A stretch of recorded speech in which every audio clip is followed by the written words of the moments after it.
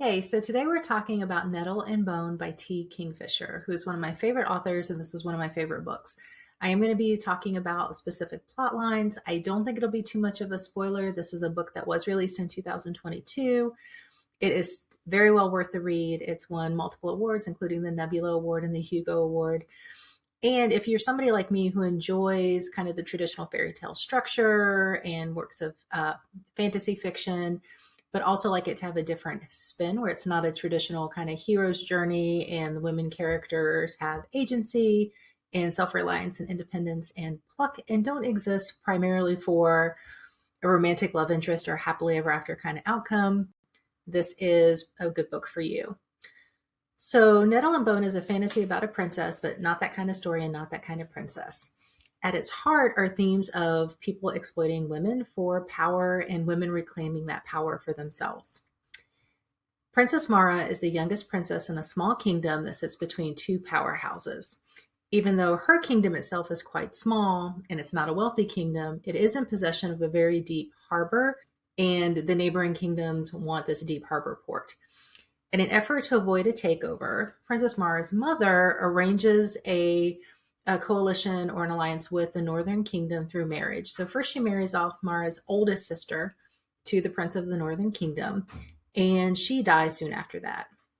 After her death, the second sister is married off to this prince, and this is also a perilous situation. Mom marries her older sister off to the prince to maintain the safety of their small kingdom. To her relief, Mara is then sent to a convent soon after. She thinks it's for her safety and her education, since the change in the family circumstances.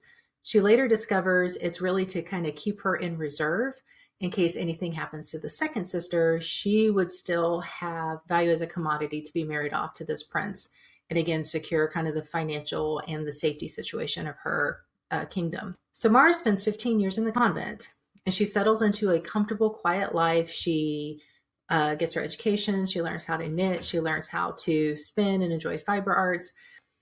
But at some point, she visits her sister in the Northern Kingdom and discovers the secret that drives the story forward. And that is that the Prince in the North is this horrid, violent man who's abusive to her sister. It lets up a little bit when the sister is pregnant. But even then, there's a lot of intimate partner violence that's happening. And her sister is fearful that something terrible will happen to her. And Mara is also fearful that unless she gets involved and helps in some way, that something terrible will happen to her sister. So Mara decides she must save her sister. And this is not the typical fairy tale storyline you'll be used to. Her relationship and her mother and her sister is complicated, and there's a history of hurt feelings between everyone. Mara is not the rare beauty or the chosen one or inherently magical or anything that would be, the kind of feature that would make somebody the hero of a high fantasy. She is a typical woman who is determined to help her sister because she loves her, and she's willing to do impossible things to make it happen because she doesn't feel like she has any other choice. So the novel itself actually begins in the middle of her second impossible task, which was assigned to her by the Dust Wife, who is like a crone character, if you will. And these tasks were assigned to Mara as a condition for the Dust Wife to be able to help her on her quest going forward. The first impossible task was to weave a cloak out of stinging nettles, which she does. The second impossible task was to build a dog out of bones. Mara is hurt by both of these tasks. Her hands are cut to ribbons. Her body is sore. She's hot. She's tired. She pushes through without a break, and she gets them done. She doesn't have any inherently magical or supernatural gifts. It's her willpower and her love for her sister that help her do these tasks. And the cloak is woven and it's warm, and she assembles the dog made out of bones, and Bone Dog comes to life. The Dust Wife is surprised by her success and assigns her a third impossible task to catch moonlight in a jar, which she does. And then the Dust Wife acquiesces to join her on her journey to support her success. From this point forward, we meet another few characters who are coming out of exile to join Mara in her quest. Each of these characters have been women who have been exploited or poorly used by the system, but they come together with Mara, and their strengths support her strengths, and they're able to move forward to change the fate of the kingdom. So we talked about the Dust Wife, who is a crone who lives in a graveyard and is able to speak and interact with the dead in addition to other magical acts. We also have Mara's godmother, who's a woman of uncertain or mysterious lineage who joyfully blesses royal babies with health, but who really has a broader range of power and ability that she keeps more concealed for her own self preservation and her ability to integrate into society. The cheerful godmother role has allowed her greater social latitude than she would have otherwise if the full nature of her being was known and if she were to embrace her powers fully, but it also aligns with her choice of who she wishes to be on her own terms. We also meet the godmother of the Northern Kingdom, who, while she doesn't contribute in an active way, plays an important role in their success. The godmother of the Northern Kingdom has been tied to this kingdom for thousands of years by a dead king. She can't divulge her situation or how she came to be here, and this persistent exploitation that lasts long beyond her natural lifespan is literally obliterating her.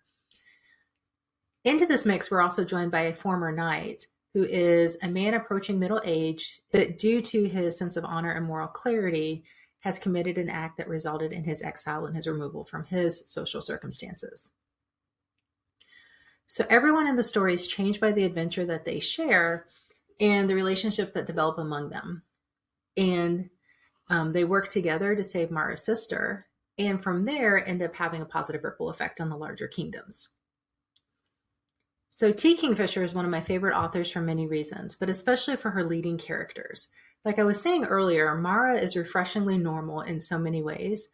Her appearance is not a major element of her character or her plot device. This is not a story where somebody's radiant beauty is making things happen or not. When affection develops between her and other characters, it's built on a foundation of respect and admiration for her tenacity in her heart. It is her strong ethic and her values and her determination that propel her forward. And what really makes this book one of my favorites is that a major running theme beneath the incredibly well-written story is the theme of our characters embracing and accepting who they are on their own terms, apart from societal expectations and limits of what women should be.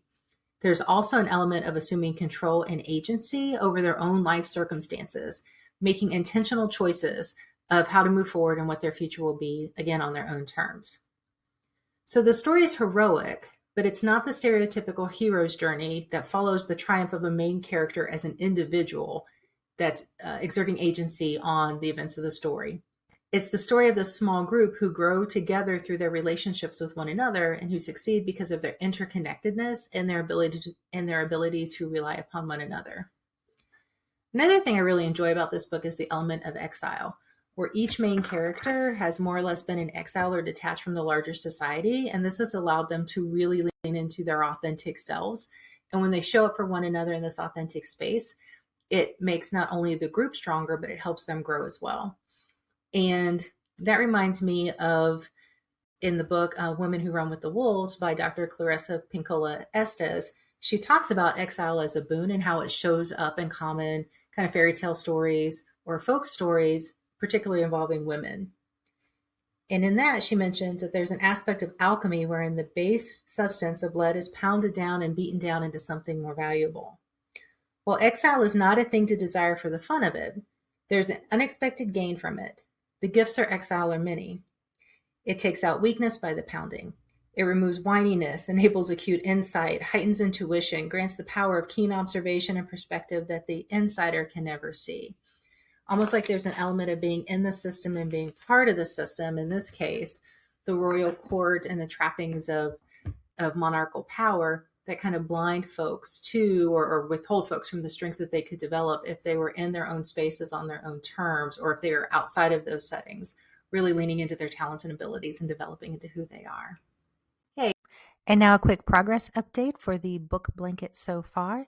I have 4 granny squares that I've joined together using a simple single crochet between each square. This will give it a raised single crochet ridge between each square, but I like that. I think it makes it look a little bit like a patchwork quilt. And going clockwise around, we have the Brigands and Bread Knives square, the square for the Spirit of Ani, the square for Slewfoot, and last but not least, the square for Nettle and Bone, the book we featured this week.